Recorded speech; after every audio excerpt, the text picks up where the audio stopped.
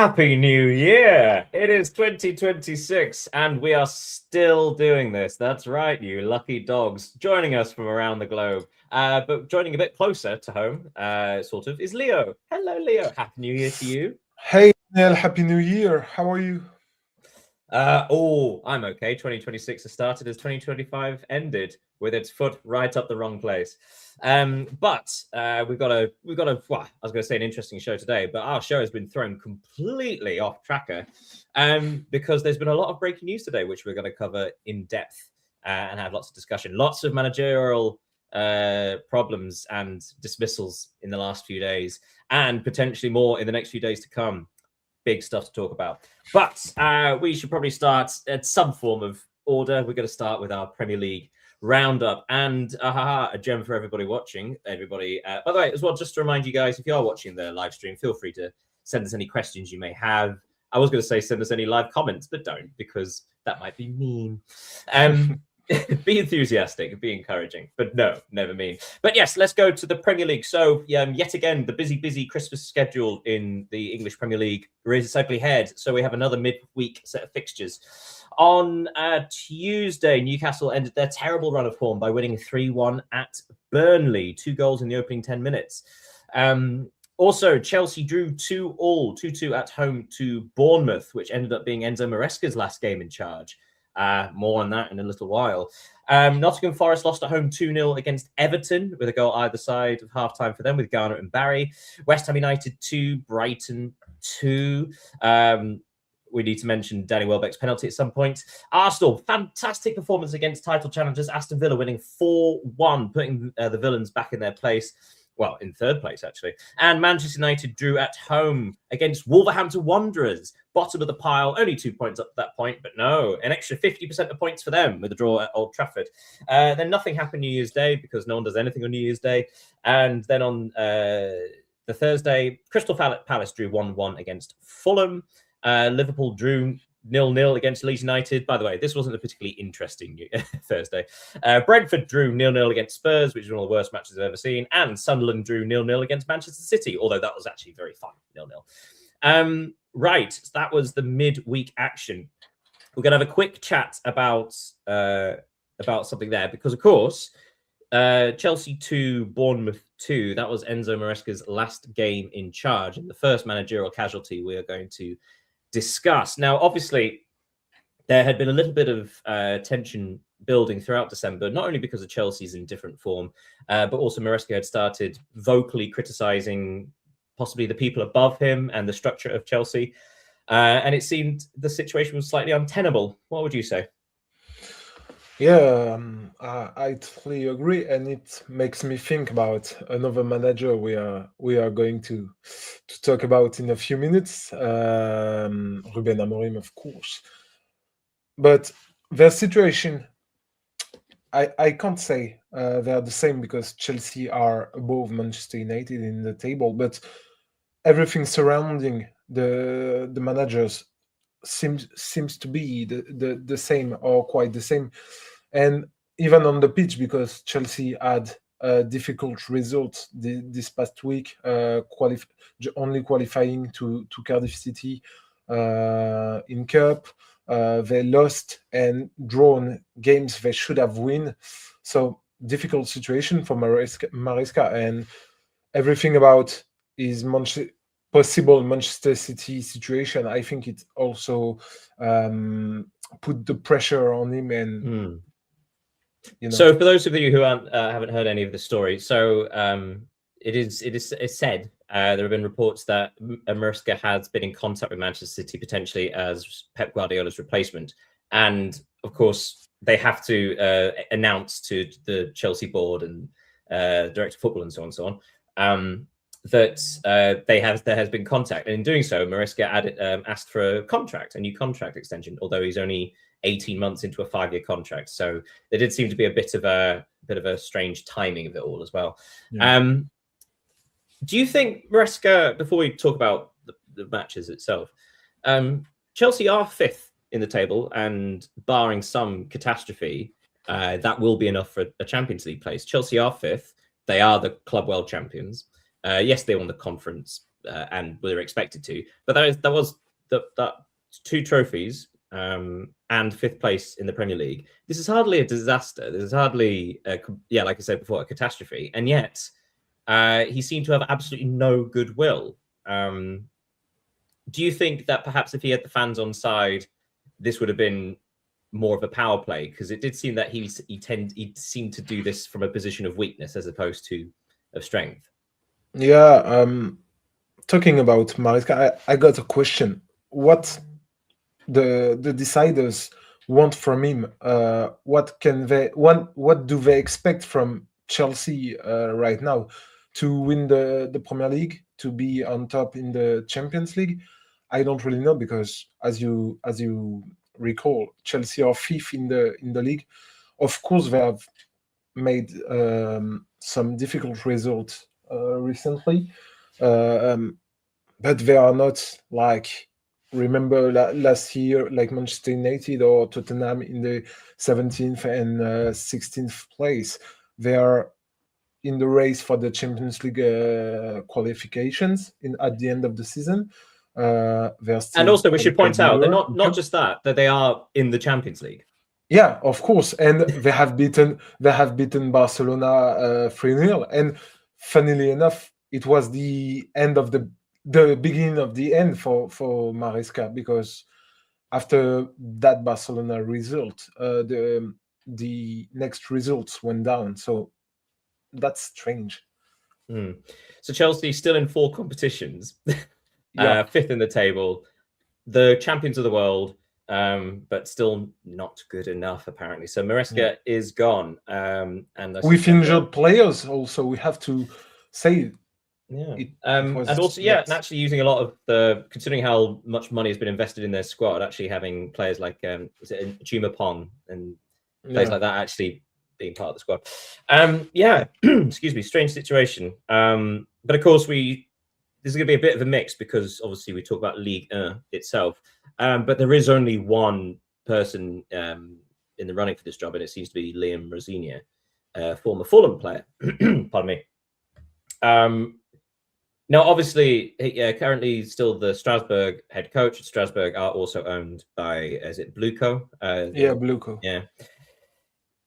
Now, obviously, Liam Rosigne has had a lot of praise and been wildly admired as like this new tactician, a young coach who seems to inevitably reach a high level job. And last year did incredibly with Strasbourg. But it should be said, this season, I think they're currently in 7th. 7th place, 24 points. I think they're 8 points behind the Champions League place. It doesn't really point to a high, a high point, like a peak for Rosigne at Strasbourg. It does seem like it's sort of dipped slightly, and yet now's the time that Chelsea seem to be taking him. Do you think they are forced into this somewhat, because some have felt that this may have been a longer term plan, so maybe in the next season or two, Liam Rosigne, having worked with Bluco before, being able to sort of fit seamlessly in at Chelsea? But it feels like this may be slightly too early. And apart from anything else, I'm sorry, this is a 2-part question. And secondly, it seems like the Strasbourg fans, as furious as they are with Bluco anyway, as treating their club as a feeder, now seem to be disrespecting it entirely by taking their manager halfway through the season. Yeah, firstly, I agree with you. I think it's too soon for Liam Rosigne to take on at Chelsea, because, his record at Strasbourg is and will remain really interesting, because he qualified them to the European Cup with one of the youngest squad in Europe, so which is difficult. But this season he has lost a lot of. The problem is that he has lost mainly his big games. They have lost against Lyon, against Monaco, against Marseille. They have drawn against Paris. So they had troubles facing the big names. And the thing is that he's a young coach who is moving from a familial club, because Strasbourg in France its reputation. It's that it is a really family club to one of the biggest name in world football and in the Premier League.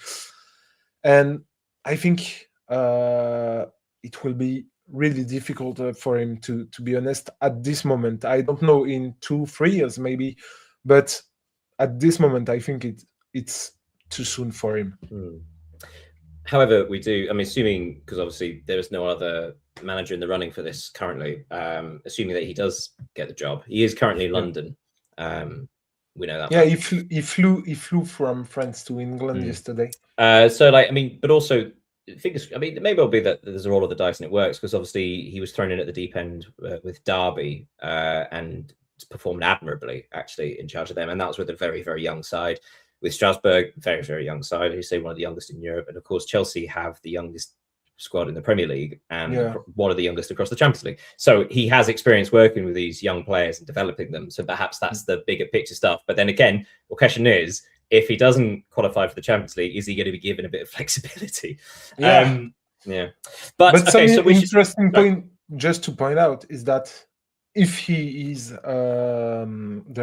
if he's to become the next manager of Chelsea at the end of the season, he will rejoin with Emmanuel Emega and Mamadou Sarr, who are already signed to Chelsea. So it can maybe help him to think about already the next season in the Premier League with players he knows. So I want to see what he can do there. So let's look at the results from the weekend. So on Saturday, Aston Villa, bounced straight back from that disappointment against Arsenal, winning 3-1 at home to Nottingham Forest. A bizarre goalkeeping error for John McGinn's second goal there. Brighton beat Burnley 2-0. It happened. We played the game last week. When will Wolves win? Well, it was yesterday, winning 3-0 against West Ham. And absolutely blew the Hammers away in the first half. Bournemouth 2, Arsenal 3. A bit of a scare for Arsenal, but they held on and controlled to the end. Then yesterday on Sunday, Leeds United 1, Manchester United 1. Leeds United's unbeaten run extends to 7 matches now, which is their best since 2001, I believe, in the Premier League. Newcastle United 2, Crystal Palace 0. Newcastle finally have 2 wins on the bounce. Spurs, Tottenham Hotspur 1, Sunderland 1. More misery there. Fulham 2, Liverpool 2. One of the goals of the season, anywhere, anytime. Fulham's equaliser in the 7th minute of stoppage time for Harrison Reed. And Manchester City 1, Chelsea 1. Now, here's the thing: we've got to keep this show within an hour, more or less. But there's a lot to unpack. So first of all, let's talk about the big news that happened today. The announcement today after Manchester United drew at Leeds United yesterday. Ruben Amorim has been dismissed as Manchester United's head coach, and it's also been announced that they are not looking for a permanent replacement. They are going to look for a caretaker until the end of the season. There are two big questions. One, why now? Because there have been plenty of low points during this strange period. I think it's 13 months Amarim's been in charge. There have been far lower points. There have been far more disastrous moments. Why now? And secondly, is this, I suppose the second question is this the wrong time, considering, and I will point out, we were just speaking about Maresca with Chelsea in 5th. Manchester United are tied on points with them in 6th place. So why now? And what more were they hoping for? That's a good question, because I think that what is quite amusing in Ruben Amorim's dismissal is that it was not only due to his results that could have make him being dismissed, because they are quite bad for a club like Manchester United, but they are due to what is said, mainly to what's said in at the post-game press conference. And it's funny because it shows that some people at the club felt offended by what he said. And I think there is a part of truth in it, because if it was not to be the truth, maybe he would have been left on his role.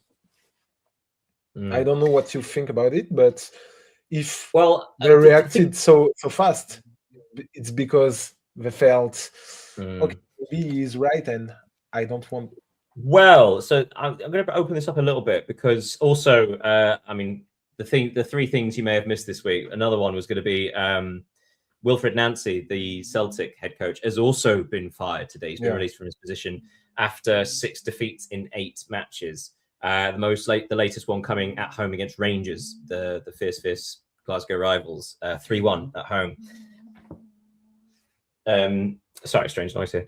Yeah, so obviously a lot of dismissals happening, but I would like to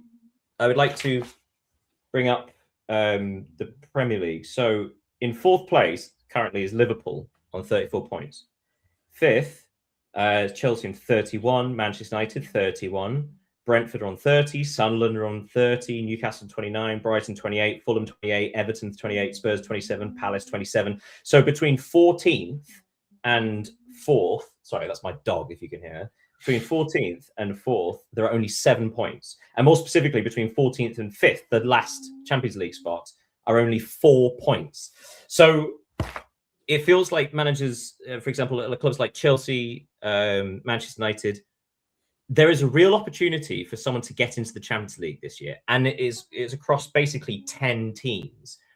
And so it does feel like perhaps there are these clubs that are going to roll the dice and take a risk, basically replacing the manager, because all you need to get 5th place currently is a bit of consistency. And yet all the teams we've described are either massively overperforming in the way of, say, for example, Brentford or Sunderland, or they're these huge clubs that are completely inconsistent. So do you think any other clubs are at risk, or any other managers are at risk? I've written down a few. For example, Thomas Frank at Spurs. You know, Spurs are down in 30th. And yet only 4 points behind Champions League. Frank could be at risk. Even Arne Slot, even though he won the Premier League last year, Liverpool are not guaranteed a Champions League place. So these clubs, especially teams that have invested so much money, need a Champions League spot and can't really afford, quite literally, to make that mistake and miss out. Yeah, and the main point is that I think because there are Arsenal, Manchester City, and Aston Villa, I think they are practically guaranteed to claim the Champions League spot qualification. So it would mean that only 1 spot remain, maybe 2. Well, if we include Liverpool in the discussion, Liverpool are 4th on 34, but they are 8 points behind Aston Villa, and only 3 points clear of the teams behind them. So they are at risk. Yeah. So the 4th spot will be really hard to achieve for all of these teams, even if, to be honest, I don't think it will be Crystal Palace, Tottenham, or these teams, because they are too inconsistent. Liverpool, Chelsea, and even Manchester United seem, I think, just better than the other ones to claim these spots. So it will be a tough battle between them. But yeah, and I have a question. Do you think the level of the Premier League has regressed this season? Because, I'm not impressed by any team like I could have been a few years ago. Even Arsenal, they are really good, a really good team. Of course, Manchester City too, but they don't sweat the same thing like the past, some of past teams. I don't know what you think about it. I know what you're getting at, and to some extent I agree, but I'm not sure it would mean like the quality of the Premier League. It's the quality of what's referred to as like the middle class teams. So like the teams that usually finish, mid-table have gotten better. They are better equipped at defeating the teams above them. So you see this where, for example, with Klopp and Guardiola's title chases with Liverpool and Manchester City, they were posting ridiculous numbers. We had a 100-point season. We had a team finishing 2nd with 98, which is ridiculous. But that also points to the fact that they could genuinely beat literally every other team home and away, more or less. Whereas the last couple of seasons, you've seen that total has very much come down because more and more teams are taking points off the big lads. And then what you also have had in the last couple of years, which have been very fun, are the so-called Big Six dropping out of the Champions League, because not only are they more vulnerable to middle classes, but now you've got more ambitious middle class teams, like Aston Villa, like Newcastle United, that are suddenly sort of standing up and swinging, so to speak, and have had big success with it. It's very interesting. And also, for the first time in 3 seasons, the promoted teams are doing well, minus Burnley. Yeah. Or like Burnley are doing what they expected. They're still not out of it, but they're at risk. Whereas Leeds United are proving incredibly hard to beat in the last month or so, and Sunderland are having a wonderful season. So if anything, the quality of the Premier League has risen. It's just risen from the bottom as opposed to the top. But in doing so, you do pull down the top a little bit. Yeah, of course. So, sorry. I mean, we've been speaking 20 minutes about sort of the Premier League, but also about these managerial changes. So a couple of questions looking at the bottom of the Premier League. So Burnley in 19th are on 12 points. West Ham, this is going to be our one of questions, who I personally think might be the worst team in the league, despite Burnley and Wolves at the current state. West Ham United in 18th on 14 points, 4 points behind Nottingham Forest on 18, and they're now 4 points behind Leeds United, who are slowly pulling away. So if these bigger teams like Manchester United, like Chelsea, are making the managerial change with January in mind as well, do you think we're going to be seeing this with these teams as well? For example, Scott Parker at Burnley, or Nuno Espirito Santo at West Ham United, these teams in the relegation zone currently and hugely at risk. Yeah, concerning West Ham, I think the problem is bigger than only change the manager, because it's been quite a few months that we don't really know where West Ham want to go with the decisions of the direction, and this is difficult to say where this club is going. Last week we predicted that this game against Wolves were finally the one for Wolves to win, and we aren't disappointed by this. West Ham, they are now the worst defense in the league. They conceded their second defeat of the season to Wolves, because Wolves have only won 3 games this season, including 2 against West Ham. So I think it makes them the worst team in the Premier League. If you are beaten twice by the worst team regarding the points total in the league. So for context, West Ham have not won a match since the 8th of November. And that was against Burnley. That was a 3-2 against Burnley.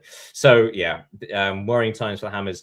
But I should also point out, because I was saying before about why Man United and Chelsea might be risking it now, because that huge collection of teams in the middle, all of whom could feasibly get the Champions League. Talk about a January budget. Manchester United is reported do not have one. So they're very much like the only thing they can change is the manager, although they've had to pay out the entirety of his contract because there's no release clause. So the fact is, like, if there's no money to sort of bring in any new faces in January, they are kind of asking for a minor miracle for whoever to come in to sort of just to shake things up, but essentially use the same players that are underperforming. Yeah, Manchester United situation is so difficult. We can also see that with Nice, because of course Ineos are the owner of Nice, and the situation is sensibly between both clubs, and even harder for Nice. So I think Ineos are a plague to Manchester United, and the problems they face, they are really tough for them to face. Right, we should stop that talk there, because we've been basically speaking 20 minutes about managers in the Premier League. But before we go, we need to mention a couple of things that are sort of more positive news. Great week for Arsenal. Manchester City drawing twice, away at Sunderland and at home against Chelsea. And Arsenal defeated Aston Villa and Bournemouth away, who they lost to twice last season. So Arsenal are now 6 points clear of Manchester City. Arsenal sort of showing that slight dip of form about 4 or 5 weeks ago really was just a dip, and that's now 5 wins in a trot on the trot for Arsenal. Man City starting to buckle slightly, showing a bit of the pressure. The way they conceded against Chelsea showed that they actually really couldn't control the situation. Yeah, I think they only have themselves to blame, especially yesterday. They looked better, especially in the first half against Chelsea, but they failed to score the second goals. They conceded in the last seconds. So difficult for Manchester City, and now Arsenal are 6 points clear, and it's a big gap. In the last seasons, Arsenal lose games in the Christmas period, Christmas time. Now they win it, so maybe this is the year for them to finally being crowned champion. 15 points in the last 6 matches for Arsenal and Aston Villa, actually, despite the fact they lost to Arsenal. They acquired just as many points. Also mentioned for Brentford in 7th and Fulham in 11th. They both 5 matches unbeaten, and they've both won 11 points from their last 6 matches.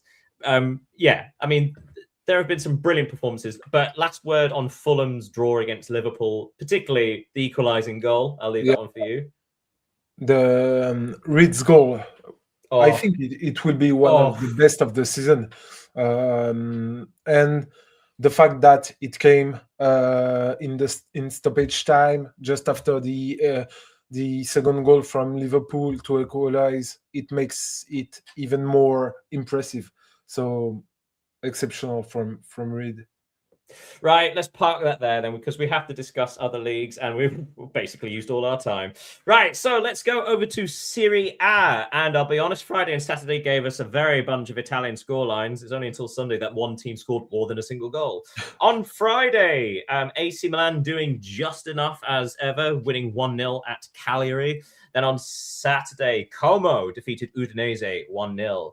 Then Genoa and Pisa drew 1-1. Pisa finally getting another point for the first time in a while. Sassuolo drew 1-1 against Parma. Juventus dropping points against Lecce. Big point for Lecce there. But also a huge disappointment for the old lady there. Atalanta's return to form continues, defeating Roma 1-0. Roma's form hitting a brick wall. Then on Sunday, a few more goals. Lazio were defeated 2-0 in Rome by Napoli. Napoli getting a couple of goals. Mad ending to the game where 3 players were sent off in the last 10 minutes. Fiorentina, they won! They won again. They showed that it can happen. Florence on fire, beating Cremonese 1-0. Moise Kean with a goal in stoppage time, although it was a dominant performance. Verona 0, Torino 3. Torino always just keeping just above the relegation battle. And Inter defeated Bologna 3-1 with goals from Zielinski, Lautaro Martinez and Thuram before Castro got a consolation goal. So we saw the top 3 winning again. We saw the top 3 pulling away from Juventus. That's now 4 points between Napoli in 3rd and Juventus in 4th. And Inter, Milan and Napoli all have a game in hand over Juventus. It has been consistently shown that these 3 are the teams in this type. At no point have these 3 teams wavered, really, or rather not dropped too far away. These 3 have always remained within touching distance of the top, haven't they? Yeah, and continue to show why. Yeah, few weeks ago, we talked about the fact that there were 5 teams competing for the title with Roma and Juventus. But now it seems to have a real gap between AC Milan, Napoli, and Inter, especially with 1 game in hand to Juventus and Roma. So I think it's now, and it will remain, a 3-way race to the championship title. And it's becoming clearer because Juventus and Roma, they are inconsistent. I think they lack some essential points in the squad, especially in attack, because when you watch their games and squads, you can see that they have the same offensive issues. not for the same reasons, because Roma lack of a striker, a real striker, and Juventus got two with Lois Openda and Jonathan David, but they can't score, which is a big problem for them. So I think Napoli, Milan, and Inter are way better than these two teams. We should point out that it's not as if Juventus are in a bad run of form. They've got 13 points from a possible 18. You know, it's not terrible. It's just that the three above them from their last 6 matches, Inter have had 15, AC Milan have had 16, and Napoli have had 15. So it's just like, despite the fact that Juventus have a decent form, the other three are just better. Yeah. We should also a little word on Como, because obviously they were struggling 3 or 4 weeks ago. But they've put together a good run of form. That's 4 wins in their last 6. And they are up to 6th. And they also have a game in hand over Roma and Juventus above them. So if they win that game, they'd be tied for 4th place in the final Champions League spot. So Como are actually currently going the distance. Yeah. And more than that, they have a good defense. They are only conceded 12 goals this season, so it's a record in the league with Roma. They have scored 23 goals, which is interesting for a team. Only Inter Milan have scored more than 30. So they have a great squad with real qualities, both offensively and defensively. They have again a game in hand. So yeah, maybe they will play the Champions League next season, even if I think they will be more in Europa League or Conference League, because I think they still need to grow because their explosion is quite recent. I think they will need to grow 1 or 2 seasons more, especially if they are to lose Nico Paz to Real Madrid in the next months. So, but great season by Cesc Fabregas, man. Absolutely. And a dip in form for Bologna and particularly Roma. Roma have only got 6 points from their last 18 available. What's happened there? Because that's only 2 wins in 6 matches and a lot of losses. So their defense seems to have been figured out slightly. And goals have always been a problem for them this season. But when they're keeping clean sheets, it wasn't an issue. And now it is. Yeah, because as you said, they don't register clean sheet anymore. This was their big strength at from the early season. We've pointed out many times, but now they almost concede in every game. If you look at their last 6 games in Serie A, they have only registered 1 clean sheet against Como and conceded against Atalanta, Genoa, Juventus, Cagliari, and Napoli. Even if we have to say that it was tough oppositions, because they played, Napoli, Juventus, even Como and Atalanta. So maybe we have to put some perspective on it, but their defensive quality seems a little bit broken these times. A word looking at the bottom of the table. So I was looking at sort of like the worst form in the league, arguably is Pisa. But in the last 4 matches, Genoa have only picked up 1 point from the last 4. And in that same period of time, Verona and Fiorentina have won, whereas teams like Lecce, Parma, have sort of pulled away. So at the bottom is Pisa. In fact, you got a 3-way tie at the bottom between Pisa, Fiorentina. That's right, they've caught up, and Verona are all on 12 points, but they are all 3 points behind Genoa in 17th. It does feel like Lecce have had a bit of a not purple patch, but they have actually won a couple of games in the last sort of 7-8 matches. They have got a bit of a gap. There's 5 points between them and Verona in 18th. So it does feel like having a look at the teams that are being pulled down and sort of like the ones that are not picking up those wins. Genoa are at risk, only 1 point, like I say, from the last 4 matches. And you've got a team like Fiorentina who are finally waking up, 3 points ahead. of Fiorentina, they have a chance. They've given themselves a chance, haven't they? Yeah, they have, especially since, as you reminded, 3 teams are with 12 points. So if there is just, for example, Pizza, Fiorentina, or Verona winning a game and Genoa losing it, yeah, the things are will be completely rebalanced, and even the gap with Lecce, especially I'm talking for Fiorentina. I don't think it's a big gap, because Fiorentina have shown that they are capable of playing, they are capable of winning. We have said it many times these past weeks, but they have a good squad. I think they have a better squad than the last 5-6 teams in Serie A. So I don't think they will be relegated. They just need to finally find back their confidence and put their strength all together, and I think they will escape the relegation.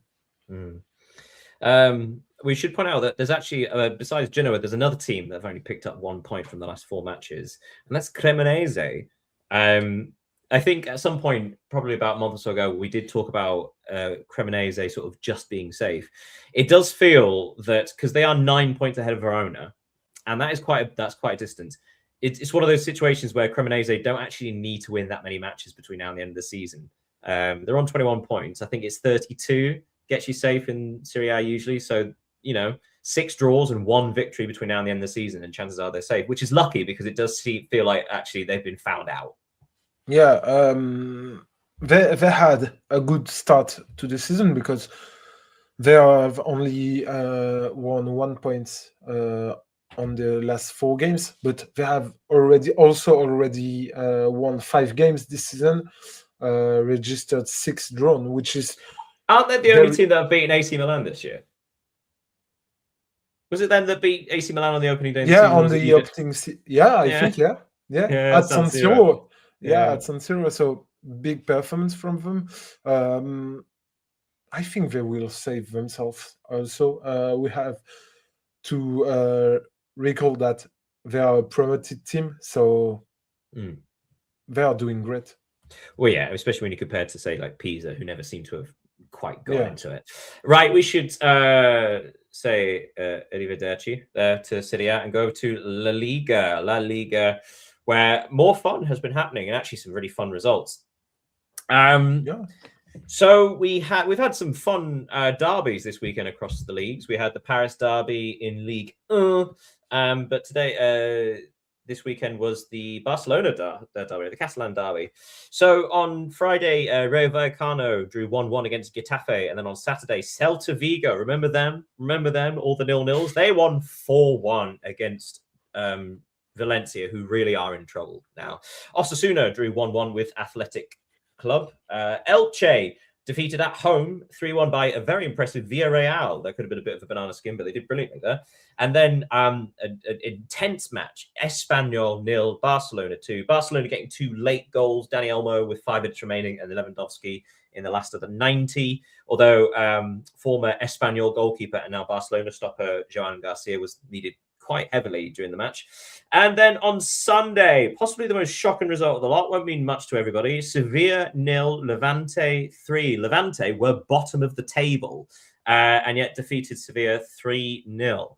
Real Madrid 5, Real Betis 1 with a hat-trick for, you've guessed it, no you haven't, Gonzalo Garcia, the forgotten man, performed so admirably at the Club World Cups, kind of not used since then, and he scored not only his first La Liga goal, but a hat-trick as well. Also goals from Fran Garcia and Raul Asensio. Alaves drew 1-1 with Real Oviedo. That's right, they scored a goal. Mallorca 1, Girona 2. Valuable win for Girona as they try and move themselves away from the relegation zone. And the fast one is that Real Sociedad 1, Atletico Madrid 1.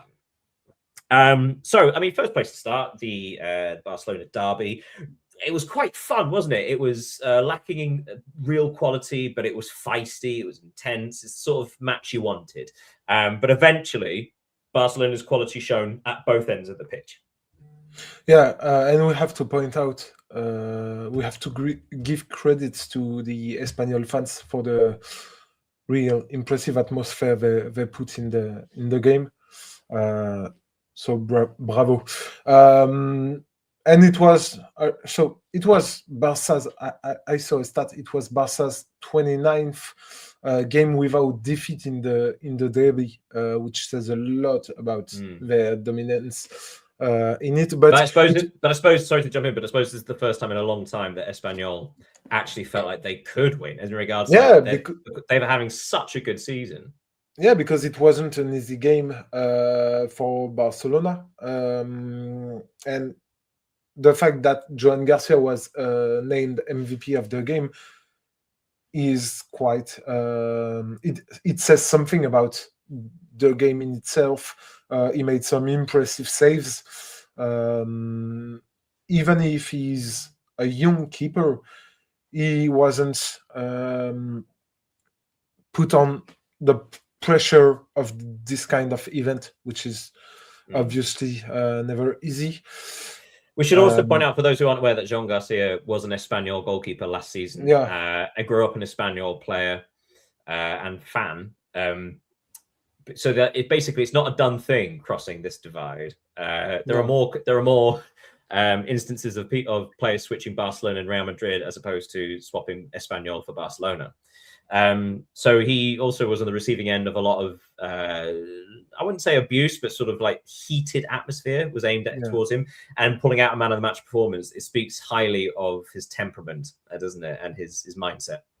Yeah, and I think this was where the difference was between the two teams, the individual quality of certain players. We've mentioned Garcia, but we can also mention Fermin Lopez, who started the game as a substitute, and when he entered, he delivered 2 beautiful assists to set up the game for Barcelona. So I think it was not it was a collective victory, of course. Every victory is, but it was more one of individuals than really collective for Barcelona. Quick word on Real Madrid. 5-1 against Real Betis. Potentially a difficult game against Betis, but Madrid is one of the few times this season where actually they've been completely imperious. They steamrolled them, and it was a really impressive performance from Gonzalo Garcia, who a rare outing for him, and he's repaid Xabi Alonso's faith. Yeah, because we have to recall that Kylian Mbappe is injured, so and Endrick is now gone to Lyon.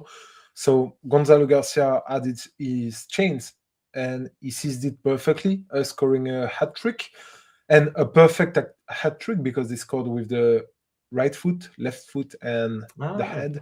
So he made this mark. You've mentioned it during the Club World Cup.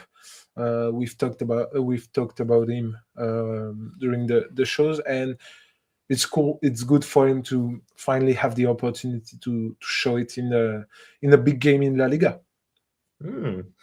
Also a word on Villarreal. So they're still third. They are tied with Atletico, although ahead of them on goal difference. But Villarreal, they are 7 points behind Real Madrid in second, but they do still have 2 games in hand. We were talking in the last couple of weeks about Villarreal starting to look slightly tired, and this is something we've discussed before about why potentially they struggle in the Champions League, the inability to rotate that much. But they really were impressive against a usually impressive Elche side, showing why they are in the top 4. Especially since winning away at Elche is something really difficult because they were on a 8 no defeat streak. Villarreal, we saw that in the Champions League they got a bad result, and I think the fact that they are already eliminated from Champions League and also Copa del Rey, because they have been eliminated during this winter break, it's good for them in a sense, because they will be focused on the league, You've mentioned the 2 games they have to play, including one against Real Madrid. So it will be a really interesting one because they can close the gap with Real Madrid and Barcelona, overpassing Atletico. So only playing in La Liga, I think it will be a key factor for their end of the season. Quick word. I mean, we're going to have a look at the bottom of the table, but I just wanted to have a quick word on Celta Vigo, who were in the early stages, say the first 10 matches, were sniffing around the relegation zone because of how many draws they'd had, and they were just outside it. They are now 4 undefeated. They've got 13 points from the last 18 available, which includes 4 wins, and they are currently what is it? 4th, 5th. They're 7th. They're 7th, and only 5 points behind Espanyol. Although Espanyol have a game in hand, but still, okay, 2 points behind Real Betis in 6th. So out of nowhere, Celta Vigo have put on a bit of consistency and actually could qualify for Euro, which is an astonishing turnaround. Perhaps a lesson for all those that are currently in the relegation struggle. So at the bottom, Oviedo on 12, Levante on 13. They have a game in hand. But then Valencia have stopped down. So Valencia, former champions as recent as, what was it, 2002, 2003? Only 16 points, 2 points behind Girona, Mallorca, and Real Sociedad. They're certainly not safe. All of whom are 1 point behind Rayo Vallecano and Alaves and Osasuna, and they are 1 point behind Sevilla. So 4 points separating 8 teams, and there are some big ones in there. Yeah, which is why, even if Valencia's situation is really complicated, they are not already in troubles, because if they just have to win a game to maybe go to the 12th place, which is incredible considering they are 18th. But this club, they have been terrible since now. I don't know how many years, with the problems between the fans and the management. Well, I was going to say, it's one of the situations where you understand all the protests and the fact that they have a half finished new stadium, which I do believe that's finally been sorted and is now going up for development again.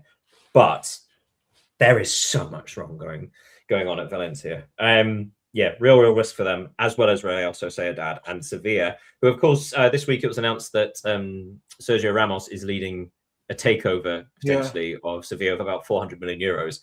And of course, then they followed that up with a 3-0 home loss against 19th place Levante.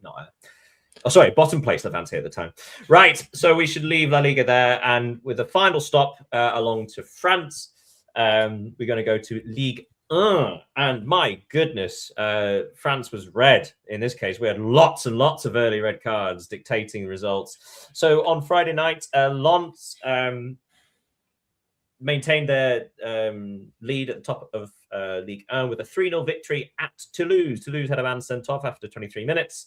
And it was 0-0 at half-time, but Lens find the goals in the second half. And then, my goodness me, Monaco 1, Lyon 3. You can probably talk about this one because it involved a minor assault, a karate kick in someone's chest. But Lyon won that 3-1 after Monaco were reduced to 10 men. Nice drew at home to Strasbourg. That's right. How good is Liam Rossigna and is fit for Chelsea? Well, he drew at Nice, and everybody beats Nice. And it's not nice, yeah. And then Lille lost at home 2-0 against Rennes, although Lille had a man sent off after 13 minutes. That's right. There's something in the water. It's that week break that Ligue 1 have had. They're all rusty. And then on Sunday, it continues. Marseille had a man sent off after 26 minutes, and they lost at home to lowly Nantes. That's right. Marseille, who were in the title hunt, surely are now out of it. 2-0 there. 2-0 humbling. Brest got a couple against Auxerre. Nice win for Brest. Le Havre beat Angers 2-1. Lorient and Metz 1-1, a result that does neither of them that much good. And then the Paris derby. PSG were made to sweat, but they just squeaked through 2-1. Let's have a quick chat about the Paris derby. The first Parisian derby in, I think, what was it, 40-odd years in the league? The last one was in 1990. So 36 years. Yeah.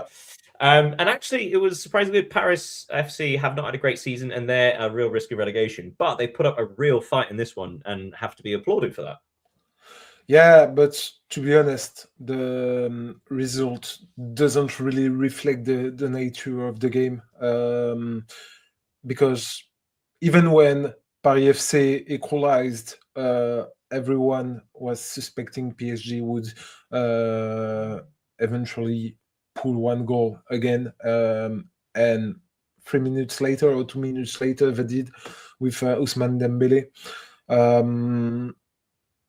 PSG had a lot of trouble in the early season with all the injured players, and they are now back. Desiré Doué, who has suffered 2 injuries this season, he played well, maybe, and perhaps the PSG's best offensive player against Paris FC, and it's good for them because they will need them if they want to achieve back-to-back in the Champions League, because I don't know if you remember, but Luis Enrique told at the beginning of the season that winning the Champions League title for the second time in a row is the objective of PSG this season, and they will not do it without their Ballon d'Or and all their talented players. So good thing for him to have them back. We're going to concentrate on, first a quick word on Lens, who had a fairly easy ride, but I suppose it's one of those things where with Toulouse being dismissed having man dismissed so early on, Lens just had to be patient, and they took their time, but then they ended up, it was an easy victory for them eventually. But they earned it, didn't they? They didn't panic, they just stayed calm. Yeah, they did. And with this win, they finished autumn champions. So in France, it's the honorary title give to the first team in the table at the end of the first 17th games. So something seems to be happening in Ligue 1, even if we will need to wait, of course. But it's only the fourth time since 2011 and the arrival of Qatar at PSG that another team claimed the title at the end of the first phase of the league. And yeah, now the question is whether they can keep up the pace with PSG, which is obviously difficult and the hardest part. Yeah, well, we should say as well, it's not we're not also saying that PSG have their level has dipped. This is very much Lens have risen to the challenge. Yeah. Looking down at the bottom as well, so Metz and Auxerre on 12 points. Nantes are in the relegation playoff spot on 14, but only 2 points behind Paris FC. Paris have not had a great return to league, have they? Because obviously such wealthy owners, and there's such a spotlight on their return. Yet it's not really. They've not really. Speaking of rising to the occasion with Lens, they've not really risen to it, have they? It seems like they sort of kind of crept into the league. Yeah. What do you think about that? Because in my opinion, the player they recruited during the summer, they are not doing very well so far. They have completed their record transfer with Otavio in as a centre back. He's not been doing great.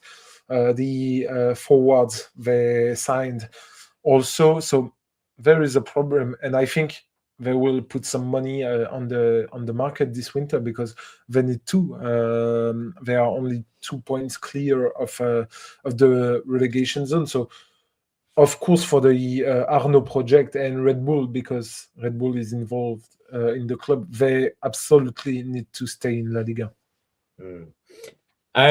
We should also point out that Nice had a very credible draw at home to Strasbourg, which is just as well, because this is a bit of a funny thing. It's like, obviously, Nantes had that incredible victory at Marseille, and Marseille really shot themselves in the foot here. I think it was Vermeeren who got sent off after only 26 minutes.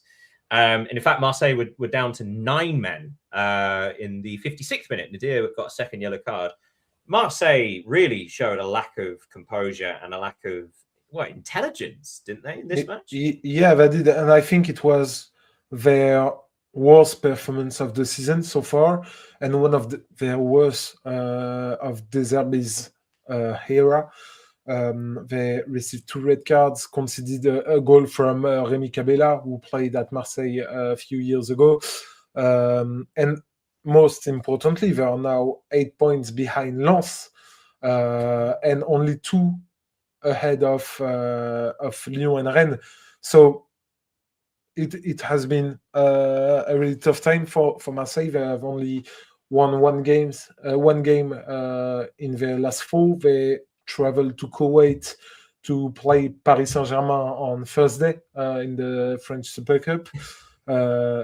Sorry. I forgot about that. Which is, you can laugh about it.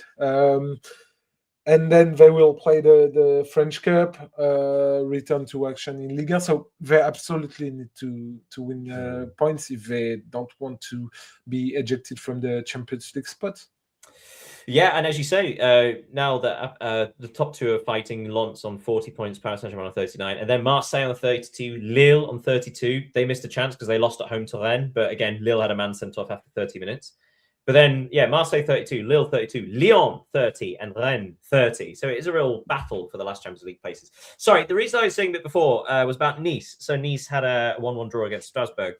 With Nantes winning, that is now a gap of only 4 points between Nice and the relegation playoff spot, which is, I went back and looked. I think at one point, the gap between them and that spot was 14 points or 13 points, something like that. There's no reason why Nice ever, but that's how bad Nice have been. I think it was 7 losses in a row before this. So 1 point out of a possible 20-something. That's worse than Burnley's. Burnley have only got 2 points from 33. So Nice are not safe. They, Hey, look at that. Ineos might have to do a managerial change there as well. Right, so let's move on there. I'm so sorry. I don't think we've got time for an AFCON review, unless do you want to have a quick roundup of the group stage and then let us know what's happening in the knockouts. Yeah, because we are actually in the round of 16 with Egypt winning 1-0 against Benin right now. I want to just talk about the situation of Tunisia, who have been terrible against Mali. They were up to 11 men against 10 for basically an hour, and they didn't manage to qualify. So terrible performance. I don't know what you think about it, but I don't think there is a team that strikes me like, okay, they are the real contender to win the title. I really liked Cameroon, for example. I think they are doing extremely good. But before the competition started, I was seeing Morocco or Senegal winning it, but they have failed to convince me. I don't know what you think. I would agree with that. So for those of you who aren't aware, the group stage, basically all the countries that you imagine would get through did get through in first and second places, although you had a couple of really fun surprise third place teams that went through, like Mozambique or Tanzania. So the knockout rounds currently, Senegal beat Sudan. Mali somehow beat Tunisia. That was a strange one. Morocco sneaked past Tunisia 1-0. The big clash was South Africa against Cameroon. So Cameroon defeated South Africa, despite the fact South Africa had nearly 67% possession, nearly twice as many shots. But Cameroon game management, essentially, was really, really, really impressive. Egypt are currently beating Benin. Nigeria will play Mozambique. Algeria and Democratic Republic of Congo. That should be a fun game. This will be fun, yeah. Yeah, before defending champions Ivory Coast face Burkina Faso.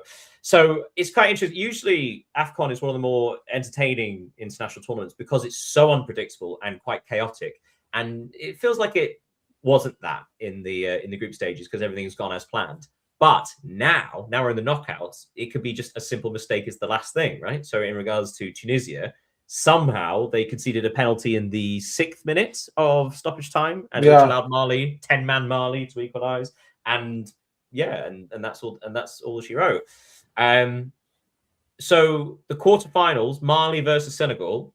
Senegal definitely favourites, but that's quite an interesting one. And Cameroon against Morocco. So now you're getting the big lads against each other, the favourites. So the quarterfinals are going to be very exciting. Yeah, concerning the Senegal versus Mali game, I think I could bet that Senegal would have preferred to play against Tunisia, because Mali, they are a tough team. I think they will play to go on penalties. Even Tom Saint-Fief, who is their manager, said at a press conference that he could win the title without winning a game, because they haven't won a single game so far. But of course, have they not scored? No, it's like no, there was a team. Yeah, Sudan. Sudan. That was it. So but Sudan they made it scored through against Senegal. Yeah. That was incredible. A team qualifying for the next round without having scored a goal. But this is the problem. I think it's a problem for the tournaments, not only the AFCON, but also the World Cup and everything, to have like 3 qualified teams in group of 4. The problem is that the group stage isn't really intriguing, because you know that practically everyone will you get one win and you're through. You just and unfortunately the World Cup's adopting it, because originally the World Cup in the United States, Mexico, and Canada was going to be 3-team groups. But of course, someone pointed out the fact that the last time that happened, there was a massive controversy where 2 teams essentially agreed to let one team win 1-0, because that meant both teams went through. So therefore, you get that kind of thing where, like, the third match, because they're not played at the same time, there is it's competitive imbalance. But what we all do is next time we chat, that'll have been the quarterfinals would have finished, so we can have a chat about the semifinals and the most interesting things so far. Before we go, anything that we've missed that you want to raise our attention to? Oh, I had Wilfried Nancy being dismissed from Celtic. Yeah, me too. But we've talked about it. So I got another. Have you ever been told about Kazuyoshi Miura? This 58 years old Japanese the Japanese player. Yes, yeah. his career continues. His 42nd year as a footballer, something like that. Yeah, he began his career in 1986, so 14 years ago. And that's a good one. A fun fact: he inspired the character of Olivia Hatton in Olive and Tom. I don't know if it's the English name for the show, but it's impressive. And I would like to be in his physical form at almost 60. Yeah, I was going to say, I think he only played 9 times last year, so perhaps he is slowing down slightly. But he needs to train and to travel and everything. So, go, granddad, you. I suppose the one thing I would say, like, because I forgot to bring up earlier, something you may have missed, is the next round of Premier League matches. We have another midweek in Premier League, and then next weekend it's the FA Cup, the third round of the FA Cup. A couple of things I'd say may have missed. Newcastle United are down in 9th place. Very inconsistent season, but 2 wins on the bounce, and now they're only 2 points behind the Champions League spots. This month they have 9 matches, 7 of which are at St James's Park. And in that time, there's a Carabao semi-final, 2 leggers against Manchester City. They have a third round of the FA Cup at home. But 7 home matches out of 9 in January could dictate what kind of season they have. But the big one I was going to say is in the midweek matches, 17th place Nottingham Forest visit 18th place West Ham United. So it may well be that is Nuno's last match in charge. Well, that's the thing. So here's the thing: if Nottingham Forest win that, they are 7 points clear of relegation, and West Ham are 7 points behind. That could be insurmountable at that stage. And West Ham United, to be clear, I think have the 7th biggest wage budget in the Premier League. This is not a small club. This is not one of the middle classes. They are a big spending, big compared to some. Yeah. This is a sizable, usually secure Premier League side, and yet this is literally a must-win for West Ham and Nuno. Yeah. Otherwise, he might be gone as well. That was it. That was even for Shandaish, because if he lost to West Ham, if they lost to West Ham, that'd be 5 losses on the bounce for Shandaish. So that'd be quite. And I believe 7 out of 8. So not great. Right. Do you want a little question before I have to? Because obviously I have to run off. Yeah, let me know. Do you have any questions? Do you have any trivias you want to give my way? No, that's your sport. All right. All right. It's a nice easy one. So Brentford won 4-2 at Everton, which was an incredible performance. But also Igor Thiago scored a hat-trick for Brentford and is now second place in the Premier League table for top goal scorer with 14 goals behind Erling Haaland. I have 2 questions based around this. Question number 1. If Haaland is first with 19 and Igor Thiago is second with 14, who's third? Hugo Ekitike? No. No? I'll give you a clue. It's for a team in the bottom half. Okay. I don't have any idea. Fair enough. I'll give you one last clue. They have a very well published release clause.